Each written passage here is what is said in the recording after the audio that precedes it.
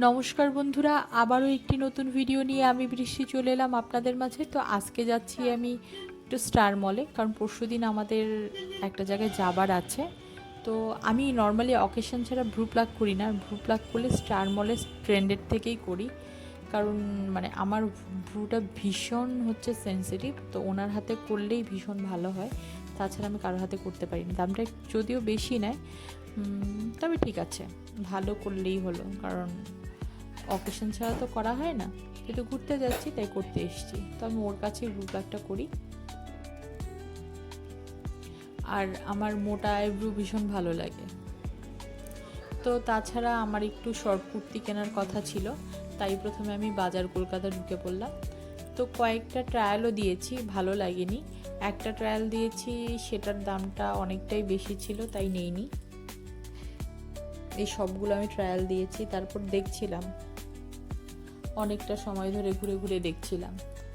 মানে একদিনের জন্য দুদিনের জন্য ঘুরতে যাবো, এর জন্য হাজার হাজার টাকা দিয়ে জিনিস কিনবো, ওটা ঠিক আমার পোষায় না।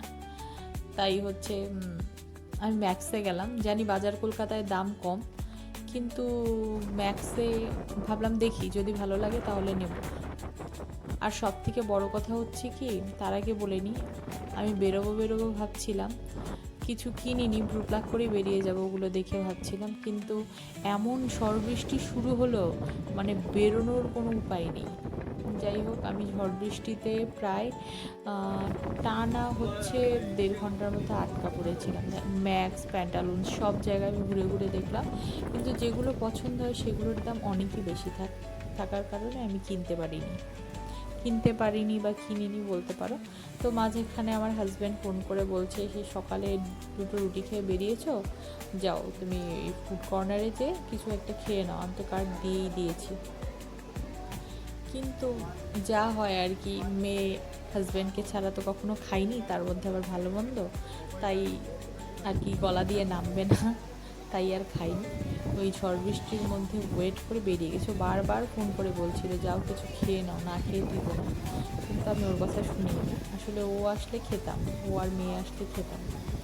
একা একা খেতে ভালো লাগে না, ভালো মন্দ ব্যাপারটাই ফ্যামিলি নিয়ে খেলে ভালো লাগে। এটা সবার মধ্যেই থাকে, বিশেষ করে মেয়েদের মধ্যে। বাচ্চাটা বাড়িতে আছে, বরটা অফিসে, কি করে খাই।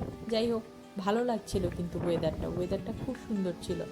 আমি ওর কথা শুনে একবার ওপরে গেছি, যাওয়ার পর আমি চেক করলাম, একটা অফার ছিল, 200 কত টাকার একটা অফার ছিল, বেশ বাঙালিয়ানায়।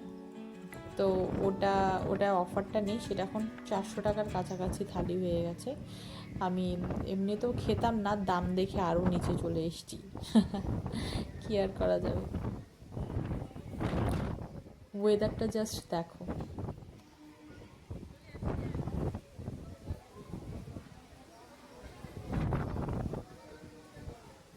দারুণ ছিল, দারুণ একটা ওয়েদার, ভীষণ ভালো। সব থেকে বেশি কষ্ট লেগেছে কি জানো, মানে যখন বৃষ্টিটা ধরে এসছে, আমি যখন বেরোলাম,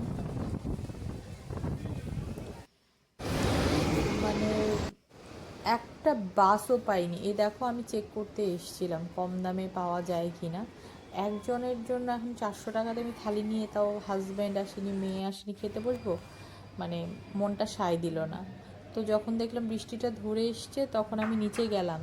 নিচে গিয়ে বাসের জন্য অনেকক্ষণ ওয়েট করেছিলাম, কিন্তু আমি কোনো বাস পাইনি। আমি এত দূর থেকে, এই মধ্যমগ্রাম থেকে বারাসাত দূর দিয়ে আমি হেঁটে গেছি।